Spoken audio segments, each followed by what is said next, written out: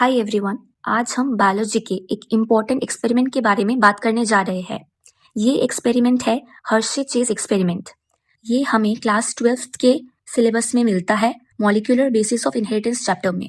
तो क्या है कि कई दिनों से एक्सपेरिमेंट्स चल रहे थे ये जानने के लिए कि एक्चुअली जेनेटिक मटेरियल कौन सा मॉलिक्यूल है, डीएनए या प्रोटीन। तो अब फाइनल प्रूफ मिला हर्शे और चेज को।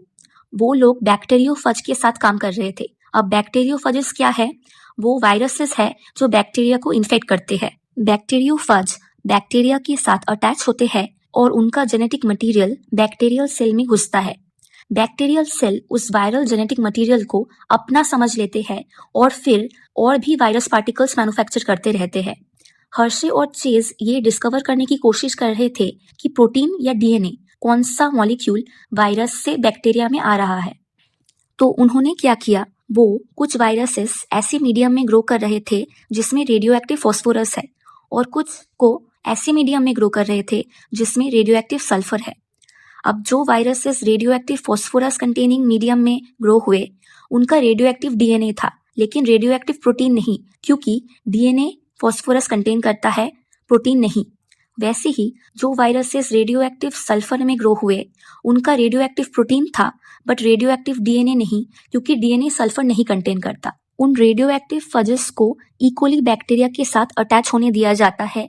जैसे जैसे इन्फेक्शन प्रोसीड होता है, वायरल कोट्स को बैक्टीरिया से रिमूव करते हैं, उसको ब्लेंडर में एजिटेट करके। फिर वायरस पार्टिकल्स को बैक्टीरिया से सेपरेट किया जाता है सेंट्रीफ्यूज में स्पिन करके। सेपरेशन के बाद देखा गया कि जो bacteria radio active DNA containing virus से अफेक्टेड हुए थे वो रेडियो एक्टिव थे, पर जो बैक्टीरिया रेडियो एक्टिव प्रोटीन्स वाले वायरस से इन्फेक्ट हुए वो रेडियो एक्टिव नहीं थे। इससे ये समझ में आता है कि डीएनए वायरस से बैक्टीरिया में आया था, प्रोटीन्स नहीं। इससे फाइनल कंक्लूजन ये है कि जेनेटिक मटेरियल डीएनए है जो वायरस से बैक्टीरिया में आया है और मल्टीप्लाई हुआ है। आप डायग्राम में देख सकते हैं कि रेड पोर्शन से रेडियो एक्टिव पार्ट को लेबल किया गया है और ब्लैक से नॉन रेडियो एक्टिव पार्ट को दिखाया गया है। ये एक बहुत ही इम्पोर्टेंट एक्सपेरिमेंट है एग्जाम पॉइंट ऑफ व्यू से भी। जब मैंने बोर्ड एग्जाम दिए थे तब भी ये क्वेश्चन आया था। अगर आपको कोई और डाउट है तो आप मुझसे कमेंट सेक्शन में पूछ सकते हैं, और अगर आपको ऐसे ही वीडियोस किसी और टॉपिक पे चाहिए तो आप ज़रूर कमेंट सेक्शन में बताएं, मैं उस पर काम करूंगी। अगर आपको वीडियो पसंद आया लाइक बटन पे क्लिक कीजिए और अपने दोस्तों को शेयर कीजिए और इस चैनल को ज़रूर सब्सक्राइब करें। Thank you.